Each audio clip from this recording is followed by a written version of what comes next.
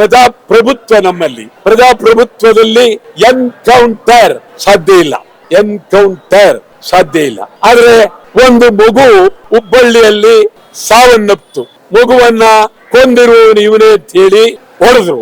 ಇದು ಜನರಿಗೆ ಸಂತೋಷ ಆಯ್ತು.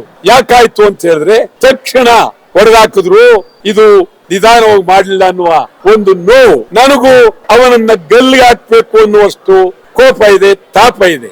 ನಾನು ಜನರಲ್ಲಿ ಕಳಕಳಿಯಿಂದ ಮನವಿ ಮಾಡ್ತೀನಿ, ನಿಮ್ಮ ಉತ್ಸಾಹ, ನಿಮ್ಮ ಚಿಂತನೆ ನಾನು ಒಪ್ತೀನಿ. ಆದ್ರೆ ನ್ಯಾಯಾಲಯ ಇದೆ, ಇದಕ್ಕೆಲ್ಲ ಒಂದು ಕಾನೂನಿದೆ. ಇದೆಲ್ಲವನ್ನು ಬಿಟ್ಟು ಎನ್ಕೌಂಟರ್ ಮಾಡೋದಕ್ಕೆ ಸರಿನಾ ಅನ್ನೋದನ್ನ ಚಿಂತನೆ ಮಾಡಿ. ಆಂಧ್ರದಲ್ಲಾಯ್ತು, ಅನೇಕ ಕಡೆ ಆಯ್ತು, ಏನೇನಾಗ್ತಾ ಇದೆ ಇದ್ರ ಬಗ್ಗೆ ಇವತ್ತು ಕೇಂದ್ರ ಮಾನವ ಹಕ್ಕುಗಳ ಆಯೋಗ, ಕೇಂದ್ರ ಮಾನವ ಹಕ್ಕುಗಳ ಆಯೋಗ ತಾವೇ